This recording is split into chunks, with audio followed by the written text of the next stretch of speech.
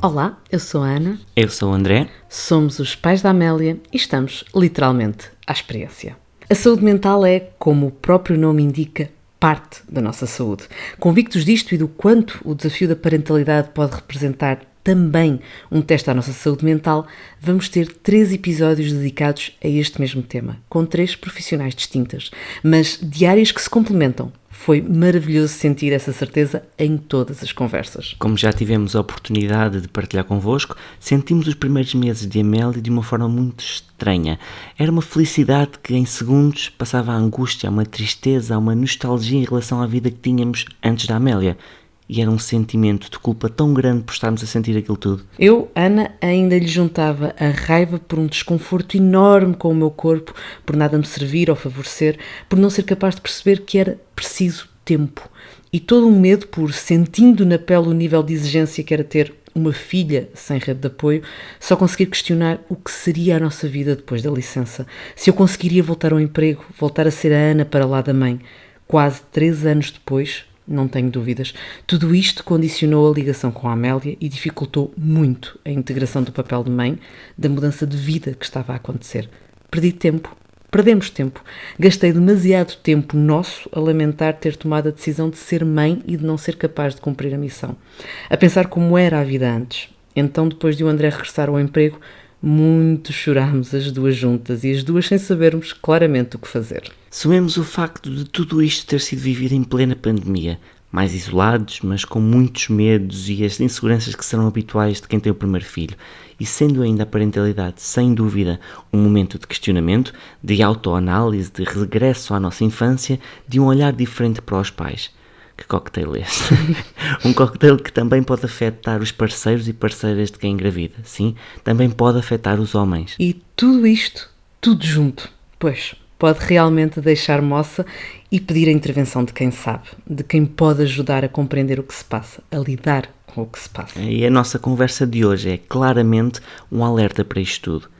Teresa Reis é psiquiatra, especializada em saúde mental perinatal e, acreditem, fez-nos pensar tanto no que vivemos, na forma como vivemos e no que não fizemos por nós, pais, e pela Amélia, por termos acreditado que tudo era normal. As hormonas não podem ser desculpa para tudo por tempo ilimitado. Mas melhor do que nos ouvirem a nós é, sem dúvida, ouvirem a nossa convidada. Aqui vai.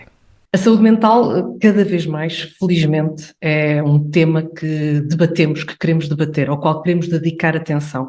E cada vez mais também nos dedicamos a olhar para nós, felizmente. E por isso hoje temos connosco Teresa Reis, psiquiatra, especializada na área da saúde mental na pré-conceição, gravidez e pós-parto. E porquê trazemos a Teresa, a quem aproveito para agradecer desde já muito este privilégio que é conversarmos com a Teresa.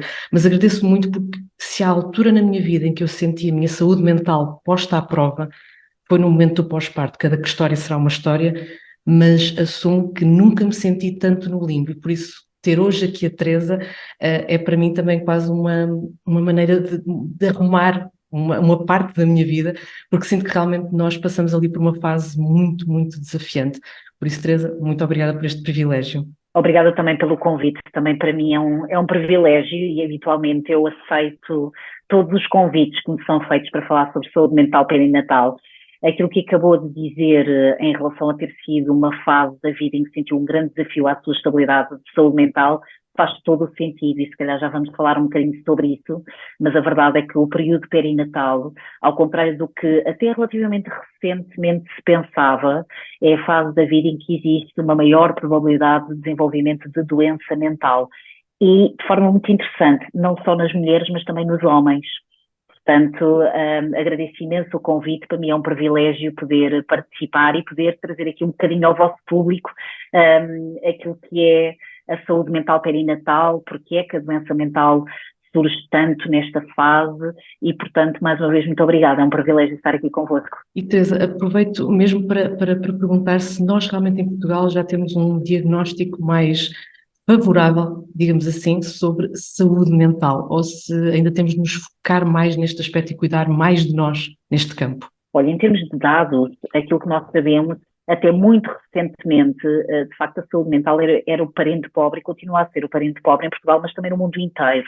Se começarmos, por exemplo, por pensar em dados, e nós precisamos de dados, nós precisamos de conhecer a realidade para depois sabermos como é que adaptamos os serviços, tipo de recursos e quantos recursos é que precisamos. E é muito interessante pensar que em Portugal o primeiro estudo epidemiológico, portanto estudo que deu dados sobre saúde mental em Portugal, é de 2013. Antes disso não havia nenhum estudo e, na verdade, este estudo ainda não teve uma atualização. Portanto, os dados que nós temos em relação à saúde mental em Portugal são desta altura, de 2013, e na altura aquilo que este estudo revelou foi bastante preocupante. Infelizmente, acho que não foi um estudo assim tão conhecido quanto isso, mas foi um estudo com uma metodologia muito cuidada, que comparou Portugal com outros países europeus e que mostrou que nós éramos dos países da Europa com pior condição de saúde mental, portanto, com prevalências das mais elevadas de ansiedade e depressão. Portanto, aqui, sem dúvida alguma, um alerta e uma necessidade muito importante de olhar para a saúde mental no geral. Depois, este estudo também mostrava e trazia dados muito preocupantes, como, por exemplo, Portugal ser um país onde existe um atraso muito grande na procura de ajuda adequada, mas mais do que isso, haver aqui um atraso muito importante entre a procura de ajuda e o acesso a um cuidado adequado de saúde mental, que, para terem ideia, segundo este estudo, era de 4 anos. Isto, se pensarmos, eu dou sempre aqui exemplos muito práticos e um bocadinho pragmáticos. Por exemplo, se nós pensássemos em alguém com diabetes, alguém com uma análise em que é feito o diagnóstico e em que, segundo as glicémias, a pessoa tem diabetes. Pensarmos que esta pessoa levaria 4 anos a ter acesso a uma medicação adequada seria considerado pouco ético, completamente inaceitável. Ora, isto em 2013 era o que o estudo mostrava, que as pessoas com depressão demoravam 4 anos a ter acesso a um tratamento adequado, e eu sinceramente tenho dúvidas que as coisas tenham melhorado assim tanto. Ou seja, ainda aqui um bocadinho de encontro àquilo que me estava a perguntar, sem dúvida alguma que se fala neste momento mais em doença mental, em saúde mental, muito mais do que há 10 anos atrás, não tenho dúvidas, e eu acho que houve aqui um passo importante na redução do estigma, no falar mais, pessoas conhecidas darem a cara em relação a esta questão. Agora, uma coisa é falar sobre isto, uma coisa é, ok, a partir de agora temos de dar mais atenção e isto afinal até é um assunto importante. Outra coisa é o verdadeiro acesso a melhores cuidados, é verdadeiramente haver aqui um acesso atempado e, portanto, não passar só da palavra, não é? Portanto, sim, eu sei que há doença mental, isto é uma coisa, outra coisa é, eu acho que tenho doença mental, eu preciso de ajuda e tenho acesso a esta ajuda rapidamente. E em relação a isto, eu tenho alguma dúvida também, enfim, a investigação que fiz no meu doutoramento, enfim, e também a prática clínica que vou tendo, não é? Porque estou num serviço público, num hospital público e, enfim, o contacto que vou tendo com as pessoas, que são às centenas, mostram que se calhar as coisas neste aspecto talvez não tenham mudado assim tanto e precisam. E aí iríamos para outra história, que só isso era 1 hora de podcast sobre a necessidade de recursos, de investimento, porque é preciso dinheiro, é preciso investimento. E em relação a isto não pode haver dúvidas, não é? Portanto, a saúde mental tem de sair aqui deste lugar etéreo, e passar a coisas muito concretas como é preciso mais psicólogos, é preciso mais formação aos médicos de família, é preciso uma série de coisas para as quais é preciso dinheiro, é preciso investimento. Eu admito que esses 4 anos foi um autêntico murro no estômago, porque isso é saber que não vamos salvar ninguém. Vamos ser muito diretos, porque 4 anos à espera de um tratamento, é provável que não chegue a ter, se calhar, o tratamento, nem seja preciso o tratamento, não é? Então, e é só dizer que, como muitas doenças, há muitos diabéticos que lhes é feito o diagnóstico e que estão 4 anos sem tratamento, porque não cumprem tratamentos, porque, portanto, há muitas pessoas que, como qualquer outra doença, isto é uma questão que e que ainda noto que as pessoas hesitam um bocadinho e, ok, mas se calhar não é bem assim porque é doença mental. Não, é exatamente assim, doença é doença. E como qualquer outra doença, vai evoluindo e vai agravando. Uma pessoa que faça uma lesão num músculo ou que, enfim, pode até estar 4 anos com essa lesão. Claro, quando essa lesão é finalmente tratada, está numa situação muito mais grave do que se fosse atempadamente tratada, não é? E é muito isto que nós assistimos, não é? Pessoas que claramente temos a noção que se fossem apanhadas mais cedo, o tratamento era muito mais fácil e o impacto na sua vida seria muito menor. E aqui, no período perinatal, e por isso é que esta área me interessa também tanto e me apaixona tanto, não estamos a falar só da saúde mental das mulheres, estamos a falar muito da saúde mental do filho, e eu sei que alguns destes dados que eu vou trazendo acabam por vezes até por ser um bocadinho incómodos, e obviamente que eu não os trago de todo numa perspectiva de culpa, mas a verdade é que nós sabemos que filhos de pessoas com doença mental não tratada têm uma probabilidade muito mais elevada do que a população em geral deles próprios virem a desenvolver doença. Nós sabemos que os 100 primeiros dias, aliás, a OMS tem uma definição que são os 100 primeiros dias de ouro de vida, e estes 100 primeiros dias de ouro não começam no dia do nascimento, começam no dia em que acontece a gravidez. Porque a partir daí há coisas que estão a acontecer à mãe, mas também à criança, e que podem influenciar e serem fatores precipitantes, protetores ou desencadeadores de doenças, nomeadamente doença mental. E é exatamente aí que eu queria chegar, ainda bem que fizemos esta ponte maravilhosa. Quais são os impactos o impacto que tem na gravidez, no parto e no pós-parto? A doença mental tem consequências. Começar por dizer, e isto, lá está, eu mais uma vez chamará a atenção que isto é uma disciplina muito nova, está bem? Se nós formos aos anos 50, 60, aliás, havia muitas correntes de tratamento psiquiátrico e até psicológico que se considerava que isto era uma fase em que não se devia atuar, porque tudo era passageiro e tinha de se ver como é que era depois, quando hoje em dia se sabe que é exatamente o contrário. Hoje sabe-se que a doença mental no período perinatal é a principal complicação obstétrica não diagnosticada nesta fase da vida da mulher e da gravidez e do pós-parto. Portanto, há consequências a nível físico e emocional, não só na mãe, como no bebê. Por exemplo, mulheres com depressão têm um maior risco de parto pré-termo, têm maior risco de perda gestacional, têm maior risco, o bebê tem maior risco de baixo peso ao nascer. Portanto, nós não estamos aqui só a falar de consequências, e eu já vou falar dessas, consequências emocionais, estamos a falar de consequências físicas. É uma doença que vai ter consequências no próprio desenvolvimento da gravidez. Depois, são muito conhecidas também as consequências em termos do desenvolvimento emocional e neurocognitivo do bebê, nomeadamente, por exemplo, alterações da linguagem, que podem parecer, mas porquê alterações da linguagem?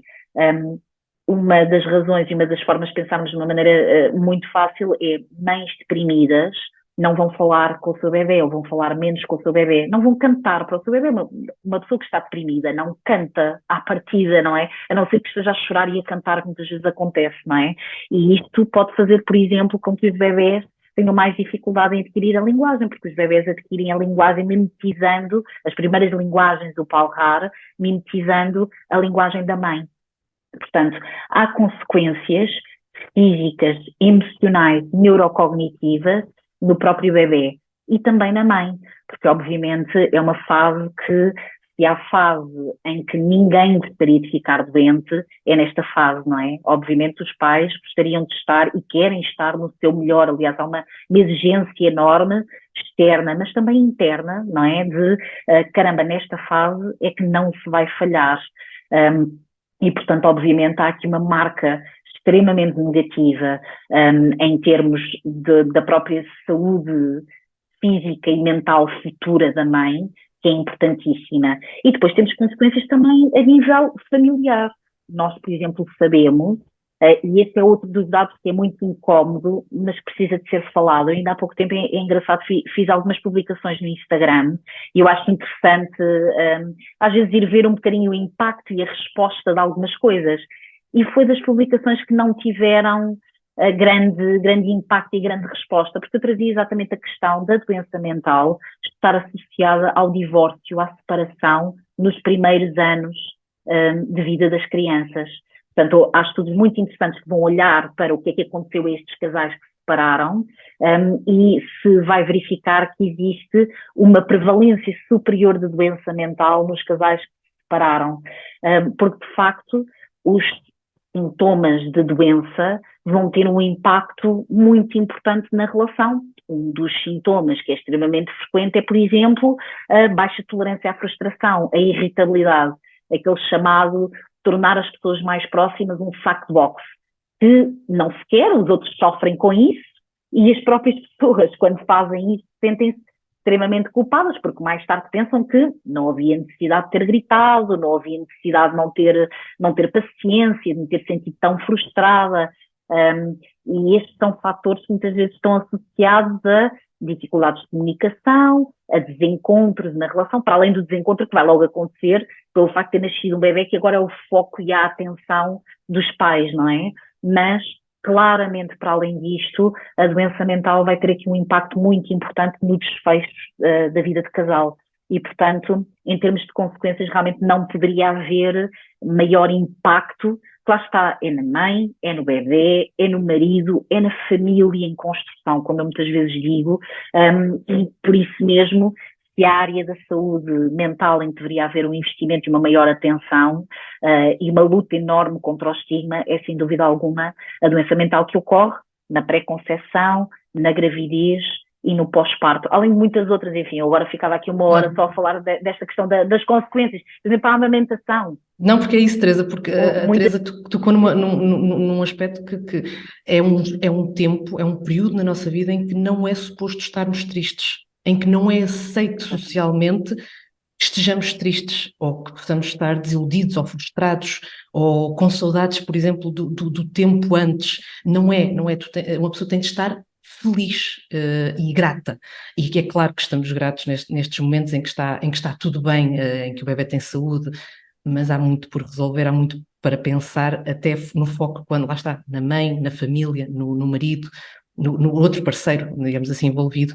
E Teresa, eu perguntava, porque nós falámos aqui realmente destas etapas, e isto é quase uma relação que se vai alimentando, ou seja, a doença mental vai influenciar todas estas etapas, e estas etapas parece que, como disse a Teresa, são desencadeadoras muitas vezes de questões relacionadas com a saúde mental.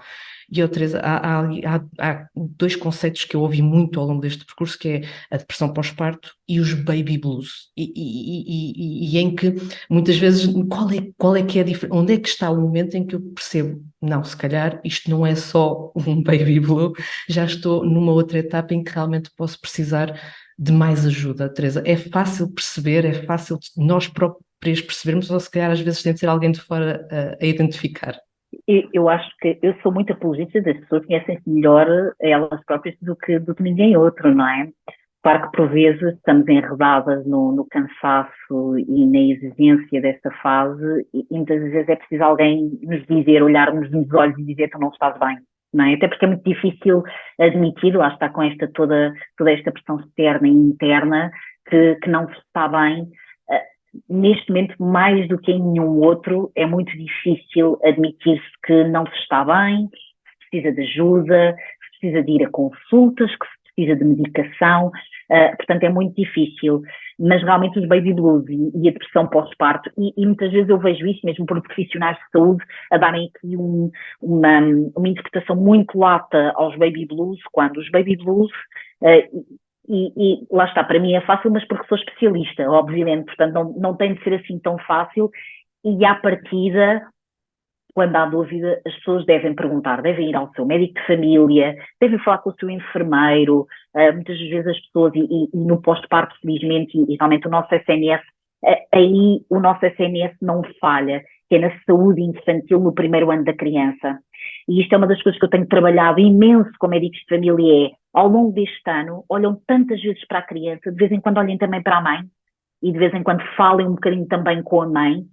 Isto é importantíssimo porque vão estar tantas vezes com mais do que em nenhuma outra fase, não é? Entre pesagens, vacinas, quer dizer, aquele médico que quase não se conhece, naquela fase é visto muitas vezes, e portanto, à partida, se há qualquer dúvida, peçam ao médico, olha, é a consulta do meu bebê, mas eu não tenho estado bem e eu sinto isto, o que é que isso pode ser? Está bem? Sem dúvida alguma, os médicos de família têm de ser capazes de fazer uma boa identificação se há ou não um problema e se há ou não doença mental nesta fase.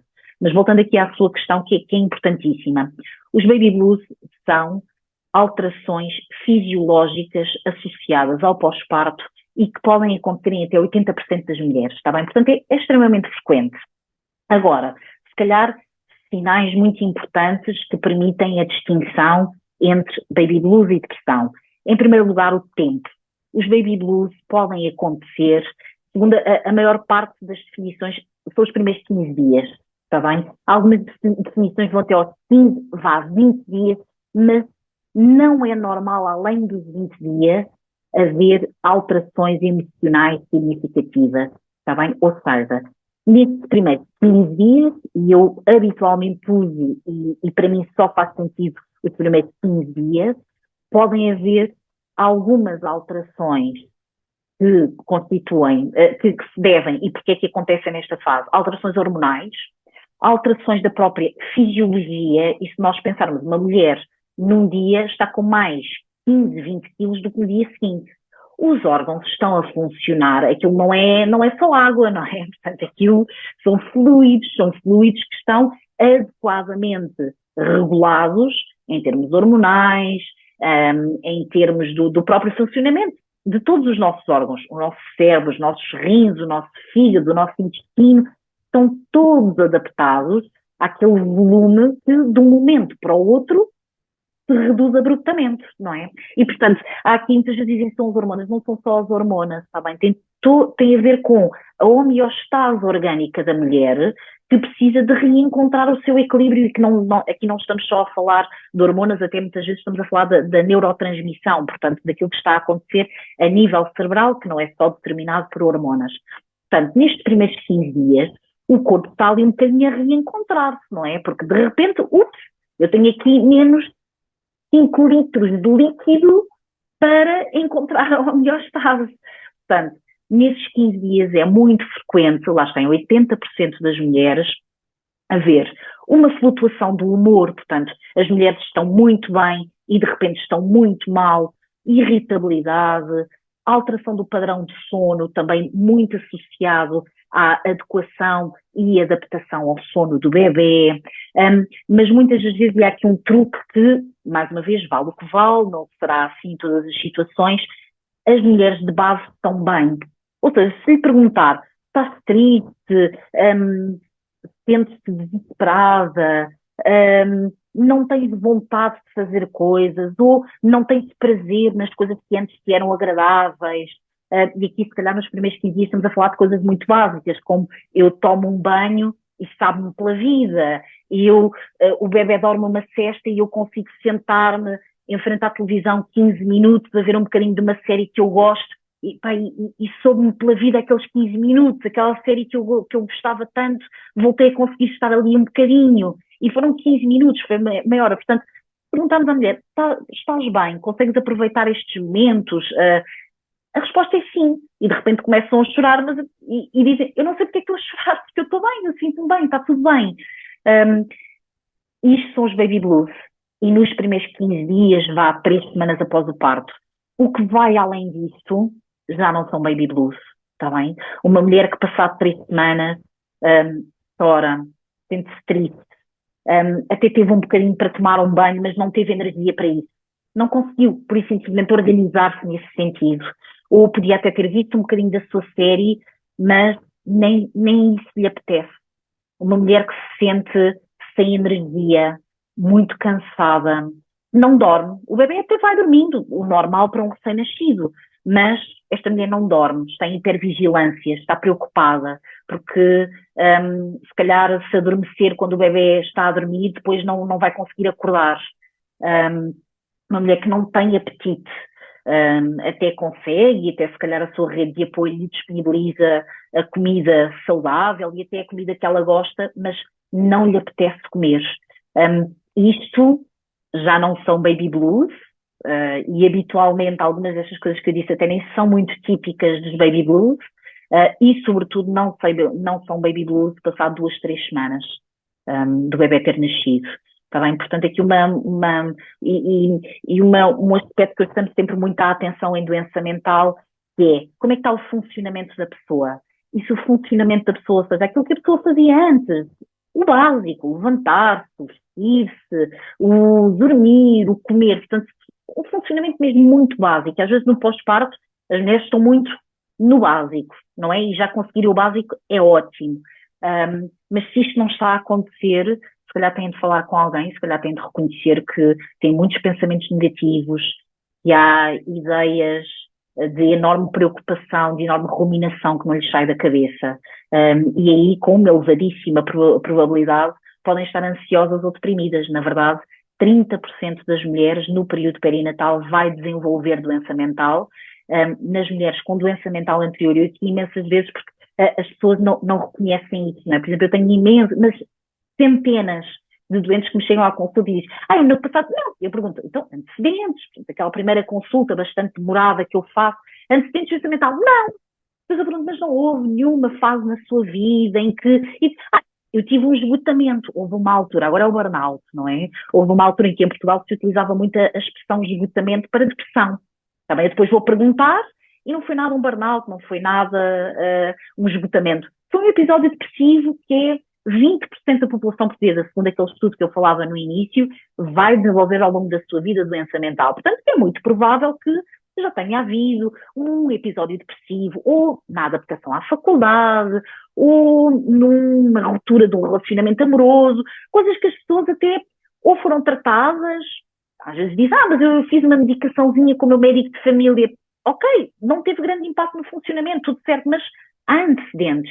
E nestas situações, por exemplo, no caso de uma mulher que tenha tido um episódio depressivo anterior, a probabilidade de recorrer e voltar a ter um episódio depressivo no período perinatal, sobretudo no pós-parto, é de 80%.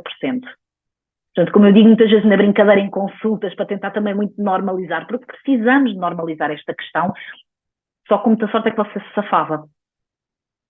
E temos de ver isto com alguma ligeireza, porque há tratamento, há medicação e as mulheres têm direito a sentir-se bem nesta fase, sobretudo por elas, e em primeiro lugar por elas, está bem, mas também pelo seu bebê, que muitas das vezes foi extremamente desejado e idealizado, pelo seu companheiro ou companheira de vida, com quem obviamente também idealizaram ter uma fase, que esta fase fosse uma fase de estabilidade, de cumprimento de expectativas de casal, e portanto as pessoas têm direito a sentir-se bem. No outro dia alguém me ouvia a dizer isto e dizia, você é uma feminista. Eu eu sou pelo bem-estar, se calhar sim, acho que sim, porque infelizmente ainda há muito esta associação de é normal as mulheres sofrerem nesta fase, mas de todo não se trata de uma questão feminista, trata-se de uma questão de saúde pública, na verdade.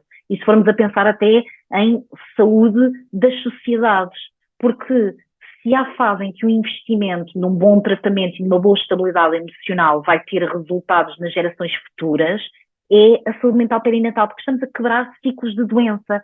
Muitas das vezes olhamos e vemos que são mulheres que já as mães eram deprimidas, já as avós eram deprimidas, e portanto houve aqui também um ciclo de doença, de forma de pensar, de forma de agir doente, que foi sendo passado de geração em geração e que precisa de ser quebrado. Nós falamos muito, e atenção, vou pôr aqui uma parte que é, e bem, e ainda bem falamos muito no impacto da maternidade na saúde mental, mas eu queria perguntar se estas situações também podem afetar os homens, neste caso companheiras, companheiros. Sem dúvida.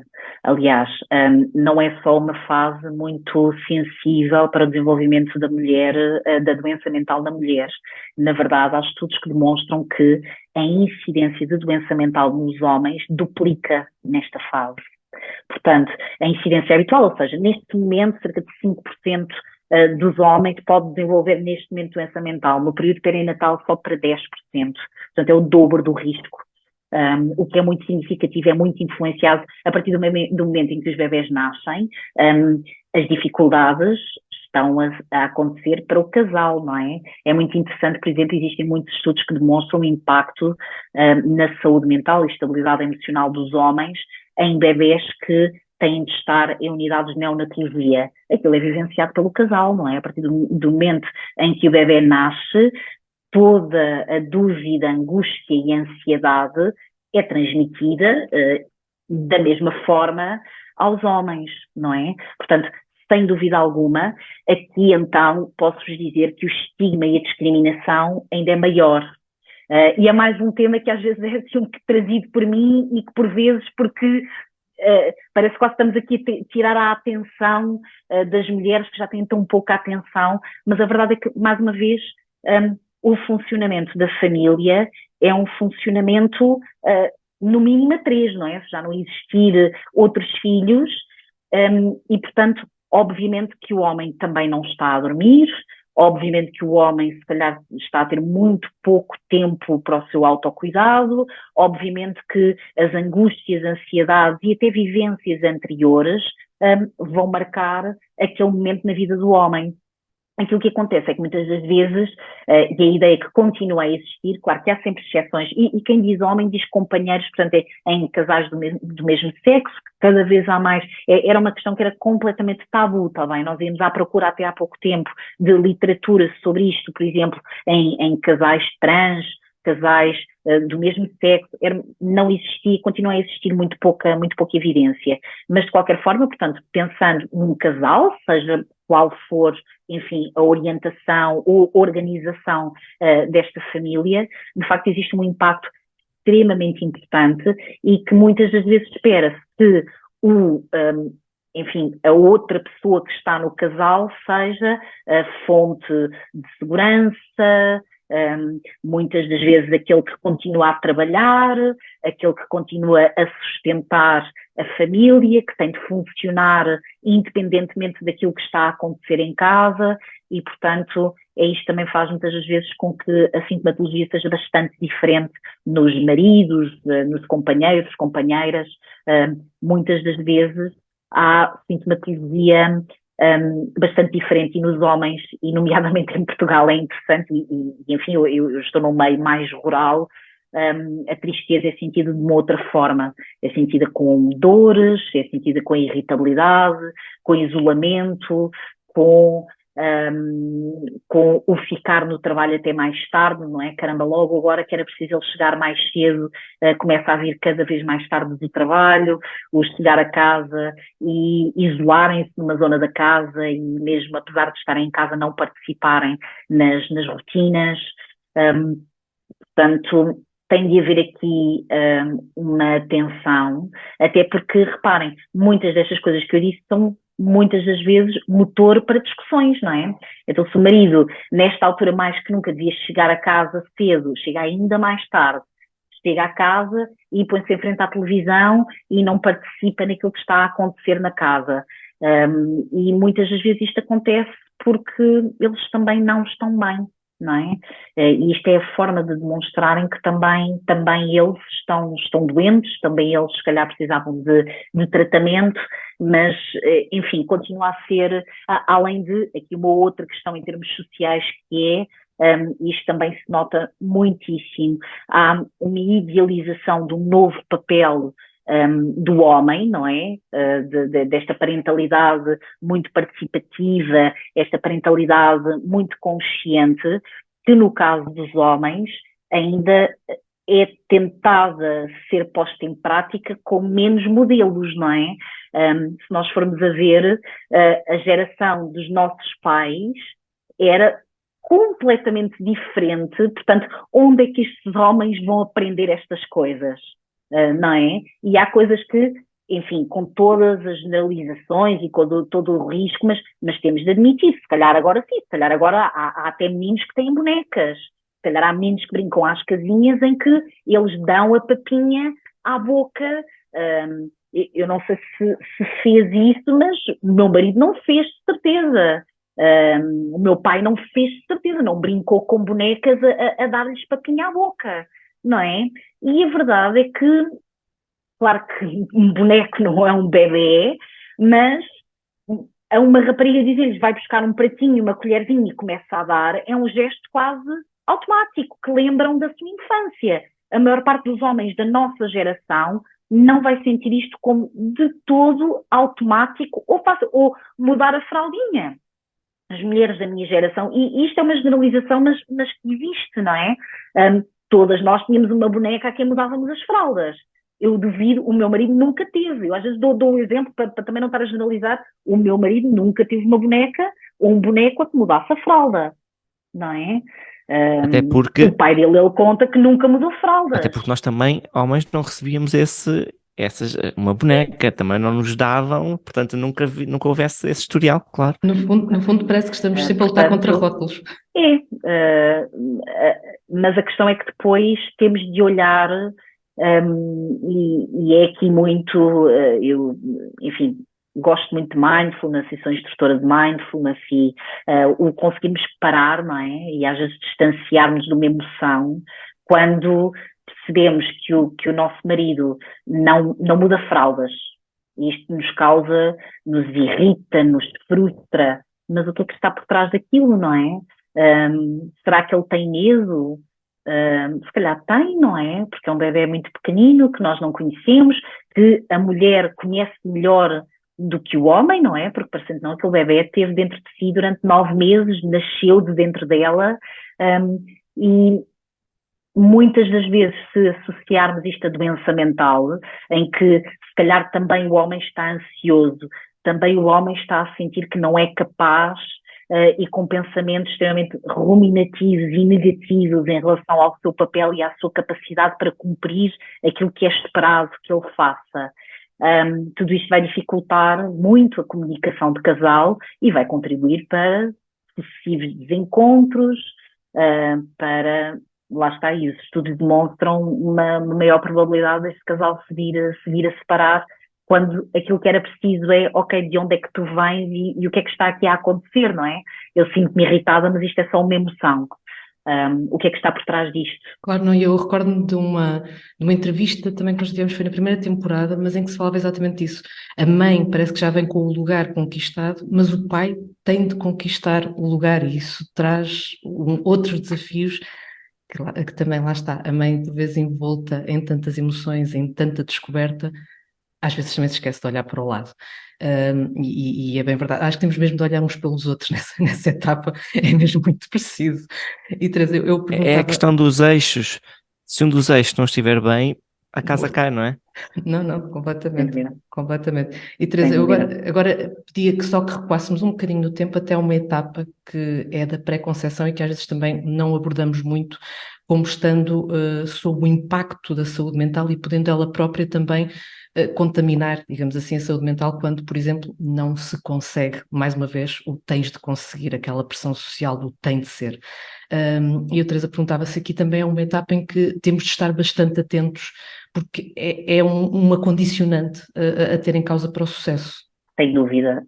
Na pré-conceição, em primeiro lugar, é essencial que haja estabilidade da saúde mental.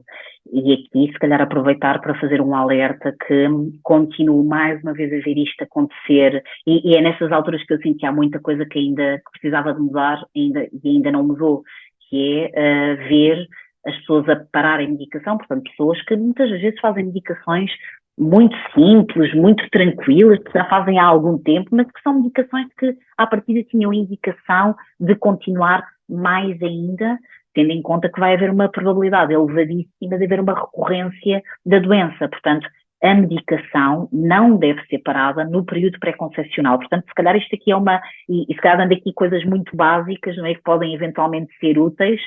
Quem está a fazer a medicação, salvo exceções, obviamente, mas isso aqui deve haver uma boa avaliação, devem ser mantidas. Portanto, se calhar a primeira indicação seria, havendo antecedentes ou havendo alguma problemática de saúde mental, ser falado muito tranquilamente com o médico de família ou, no caso das pessoas que têm acompanhamento de saúde mental mais especializada, de eu quero engravidar. Está bem? Para que haja aqui uma garantia, ou melhor, a maior segurança possível da manutenção da estabilidade emocional neste período. Depois, a fertilidade e eu penso que era também um bocadinho muito por aí que é a sua questão, não é? O querer-se engravidar e não se conseguir engravidar.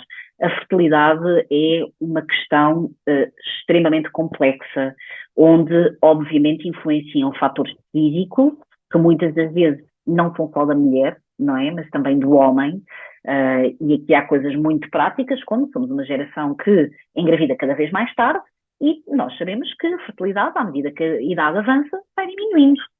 E é o que é, e são opções, mas também é importante as pessoas irem sentindo que claramente é uma escolha que também estão a fazer, que está tudo certo, não me apetecer ser mãe aos 25 anos, mas se calhar eu não vou ter a mesma facilidade em engravidar aos 35 ou aos 40 que tinha aos 25, não é? E eu acho que isto não é tratado e não é trabalhado com uma tranquilidade de escolha, não é? Parece que as pessoas vão sendo empurradas e lá está neste piloto automático, nunca é a altura certa e de repente, ups, ninguém me avisou que eu aos 35 ou 40 anos não ia engravidar num mês, não é? E eu acho que aqui há aqui uma literacia para a saúde no geral, que vai muito além, obviamente, da saúde mental e que continua a falhar em Portugal. Em relação aos aspectos de saúde mental, posso dizer que é relativamente frequente eu ter mulheres que não estão bem emocionalmente e que não engravidam. Não é sempre assim, está bem?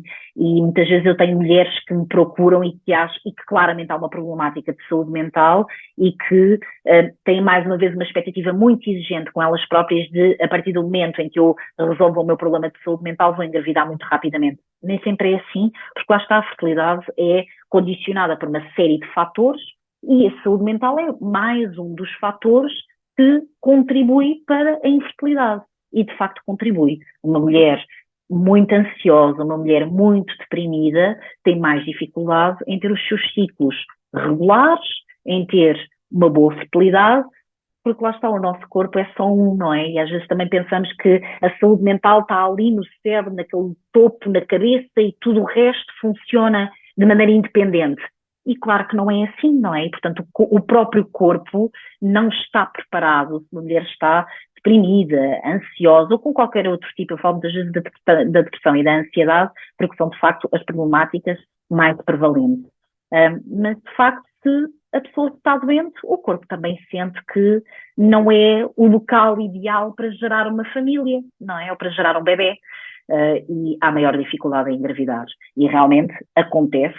As mulheres, a partir do momento em que começam, e isso é o paradoxo mais interessante que eu muitas vezes assisto, é a medicação que mais medo as pessoas têm, que é uma medicação para a ansiedade, para a depressão, que a maior parte das pessoas até para engravidar precisa, na verdade, ser instituída para a pessoa conseguir engravidar.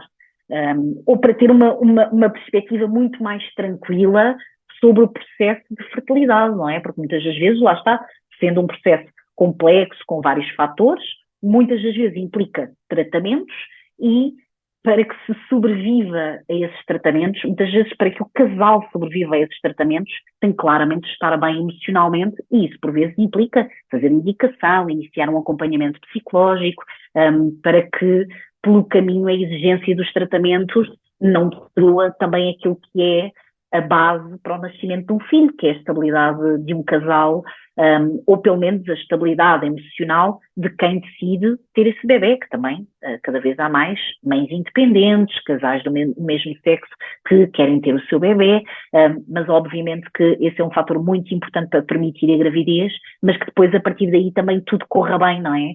E quem já tem filhos e quem já engravidou sabe que é muito difícil engravidar, mas depois a aventura ainda está para vir, não é? É o primeiro passo de uma série de desafios extremamente complexos. Se tudo correr bem é para o resto da vida, porque se tudo correr bem, nós iremos partir antes dos nossos filhos, não é? E, portanto, realmente é um aspecto muito importante na pré-conceição, que muitas das vezes precisa de ser acautelado para haver uma gravidez, mas como em todas as fases, por exemplo, na perda gestacional é importantíssimo muitas vezes, porque passam por processos muito complexos de fertilidade, e eu tenho muitos casos nesta situação, aliás, é um fator de risco, um fator precipitante de doença mental no período perinatal, são processos complexos de fertilidade e processos de perda gestacional. porque muitas das vezes as pessoas pensam que engravidou e a partir daqui é o céu. Não, não é? É devastador para uma mulher começar a ter sintomas, por exemplo, depressivos no pós-parto, depois de um processo de fertilidade muito complexo, porque nem é admitido, quer dizer, depois de tanta coisa, eu já ouvi isto são coisas que me são ditas com imensa frequência em consultas, depois de tanto dinheiro que gastámos, tanto que querias ter este bebê e agora chora-se para quê? O bebê está bem, tu estás bem, não tens nada que chorar, portanto são ditas verdadeiras violências verbais pelas famílias, não é? Porque aquela mulher, mais do que qualquer outra, devia estar agradecida e sentir-se abençoada, porque depois de tanto dinheiro, tanto esforço, tanto sacrifício, finalmente tem um bebê saudável e, portanto, não há direito a tristezas e a doenças, não é? Só a felicidade e a bênção, quando muitas das vezes as mulheres sentem tudo menos isso, não é? Porque muitas das vezes, depois de um processo de imensa pressão psicológica, o pós-parto é sentido, mais uma vez, como avassalador.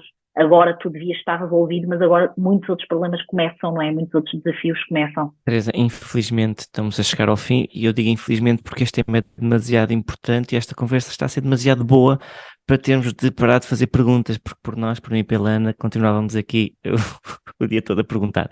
E eu gostava de lhe fazer a questão, o que é que podemos fazer para cuidar melhor da nossa saúde mental, nomeadamente quando estamos aqui a falar do desafio da parentalidade? Bem, em relação a falarmos muito tempo, tem um bom remédio, é convidar-me para eu participar outra vez. Combinado. Em relação à pergunta que me acabou de fazer, eu podia dizer, e realmente ultimamente tenho dado por mim a ser chamada a atenção e realmente eu também estou nas redes sociais, não é? Portanto vejo muitas pessoas a apelar à promoção da saúde mental com o fazer mais coisas, não é? Portanto, não te sentes bem, vai caminhar, tens de. Uma pessoa que está doente não consegue nada, não é? Uma pessoa que está doente muitas das vezes mal consegue organizar-se para sobreviver àquele dia, quanto mais meter mais coisas, não é? E isto acho que é um conceito que eu ultimamente tenho falado muito e que acho que é extremamente importante, não é? E que realmente se calhar têm mesmo de ser os profissionais de saúde a trazerem isto, não é? Tens de te pôr bem e tens de ser ajudada a ficares bem, porque claro que uma coisa são ajudas de organização do dia-a-dia, suporte, tudo isso é importantíssimo e pode constituir como um fator de bom prognóstico e até preventivo de doença mental. Mas quando há doença mental instituída, tem de haver um diagnóstico e tem de haver um acesso a tratamento, está bem? Portanto, mais do que se calhar trazer aqui coisas que se calhar já vos disseram noutros podcasts, gostava se calhar aqui de sugerir que, sem dúvida alguma, aquilo que precisa de ser feito em relação ao cuidado da saúde mental em Portugal é começarem a haver rastreios de saúde mental. Assim como, isto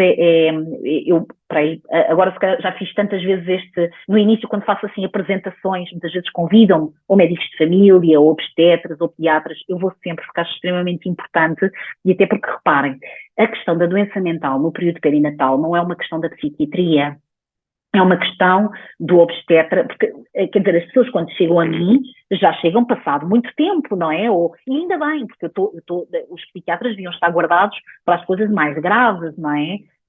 Estas mulheres estão com o médico de família, que vêm no primeiro ano do seu bebê, não sei se 6 a 10 vezes. Isto fora, se o bebê basta o bebê ter aquelas questões do peso, e se calhar durante 3 meses vê a enfermeira e podem estar com o médico de família quase todas as semanas, não é? Portanto, é um problema do obstetra, que vê esta mulher com muita frequência na gravidez. É uma questão, se calhar, das enfermeiras que fazem preparação para o parto. É uma questão do pediatra, que no primeiro ano do bebê também está, muitas vezes, com aquela mãe.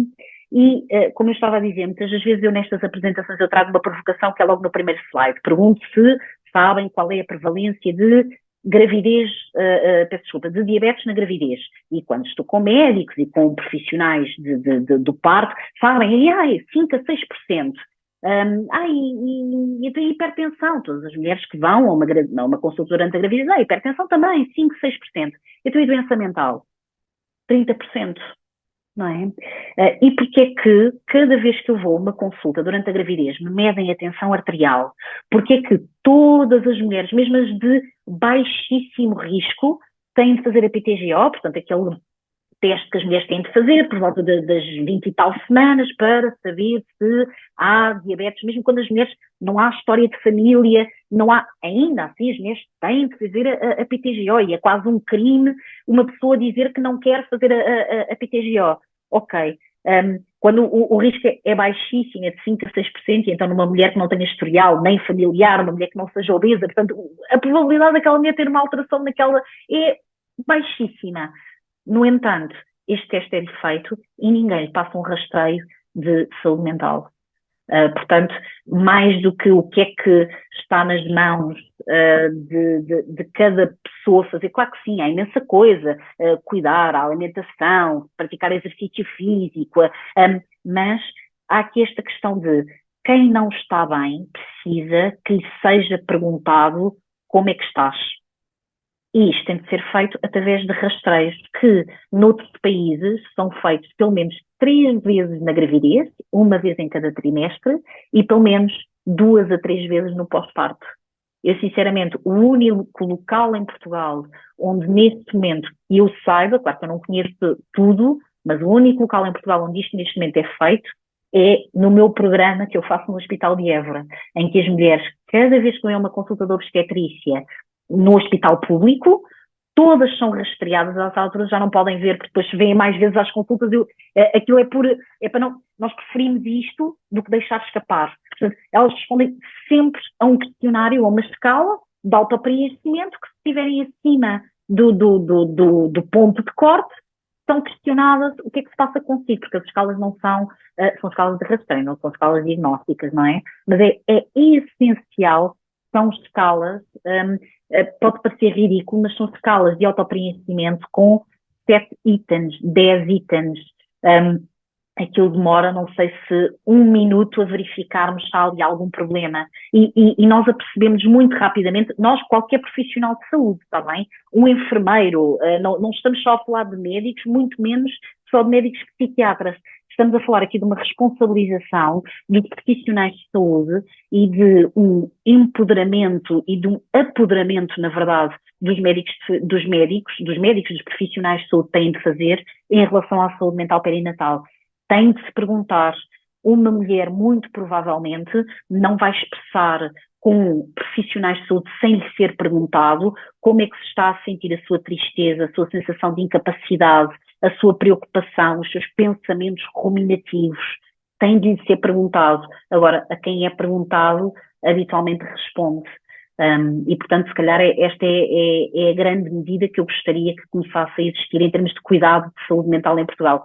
Simples rastreios, que na verdade já estão preconizados na DGS, portanto existem orientações da nossa Direção-Geral de Saúde que indicam que isto já deveria ser feito, mas nós sabemos que na prática não acontece. Portanto, esta seria provavelmente a medida de implementação mais ampla e que maior impacto poderia ter na saúde mental no período perinatal, portanto começarem a haver rastreios aplicados de forma generalizada a todas as pessoas, a todas as mulheres grávidas e no pós-parto, para que pudessem, em primeiro lugar, sabermos que há ali um problema.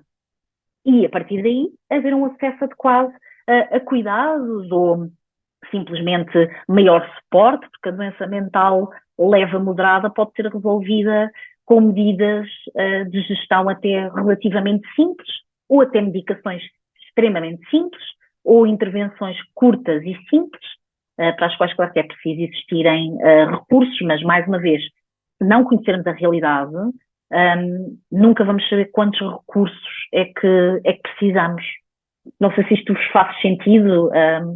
Faz, Teresa. Aliás, eu vou terminar simplesmente dizendo que é incrível como é que mudarmos eventualmente, ou mudarmos não, ou acrescentarmos uma pergunta ao leque de perguntas que é feito, o bebê dorme bem, quanto é que está o peso do bebê, quantos centímetros tem, se acrescentássemos apenas como é que se sente, como é que está.